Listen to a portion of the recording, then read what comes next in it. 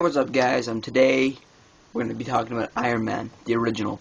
Now, Iron Man came out in 2008, which is considered pretty much the rebirth of the superhero film. Due to The Dark Knight coming out and just totally recreating what superhero films are about. Um, but Iron Man was along the same lines of The Dark Knight in some ways, but it also was a return to a much more I would say traditional superhero movie, because although films like the Spider-Man series had been very successful, they were a little bit too serious. And anytime they tried to have humor, it kind of fell flat. So the Spider-Man series was portrayed a much different Spider-Man than we were used to. But the Iron Man series, especially the first one, it projected a kind of a realism with the technology and with how they were talking about nuclear war and nuclear weapons, and it projected a realism, and even the technology was kept, the whole holographic shit, that was kept to a kind of a bare minimum.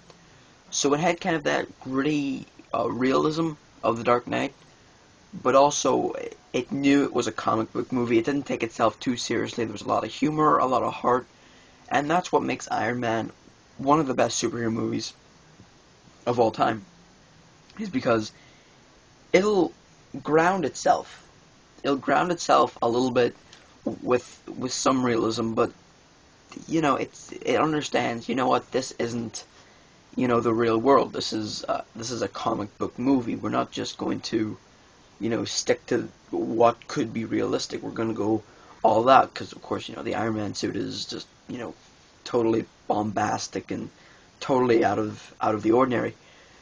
But the way they handle all these, the way they handle the humor, the way they handle the realism, it's just a very unique mix, and it's a very successful mix, in my opinion.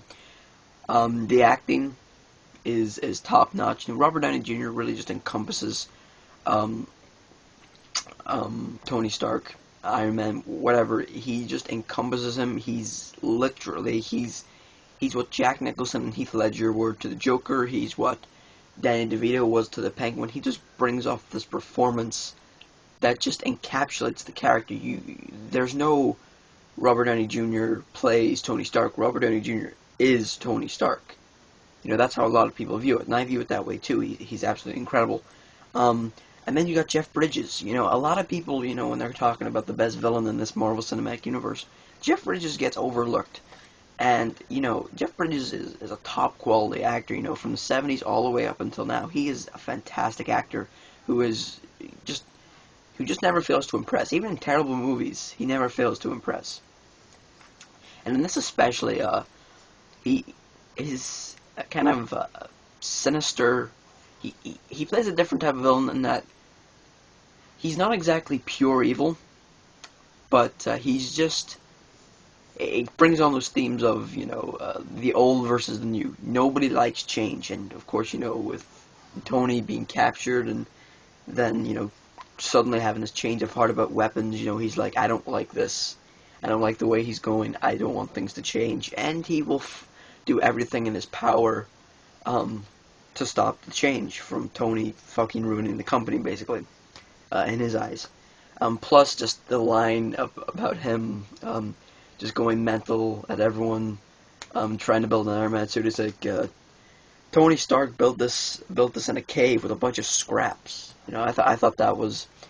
I still remember that line to this day. It's a very iconic line to me. So the acting is just fantastic. The writing, Jon Favreau is just a great comedic writer. From working with just Vince Vaughn and the likes, he knows how to create good comedy, but he knows how to also direct some really intense, really good action sequences, which really just elevate this film to something above a superhero movie. It's very, very cool. And the music too, AC/DC, just works. You wouldn't think, when you think AC/DC, Iron Man, what? But now when you think about that, it seems normal, because Jon Favreau made it normal. The direction's fantastic. The cinematography is beautiful. The CGI is still great looking to this day.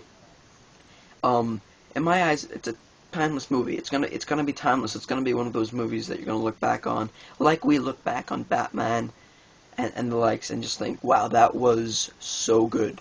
And people today still think Batman, the original Batman, is is still relevant. It's still a movie that can be discussed and can still be considered a great Batman movie. Same with if they make a fucking million more Iron Man movies, this one will always just be a classic. It's got that realistic take, it's got that humor, it's got John Favreau, it's got great acting.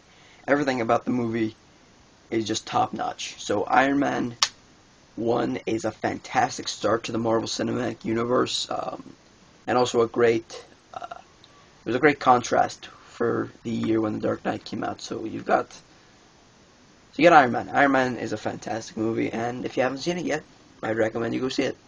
So that's it, guys. I hope you enjoyed it, and I'll see you next time.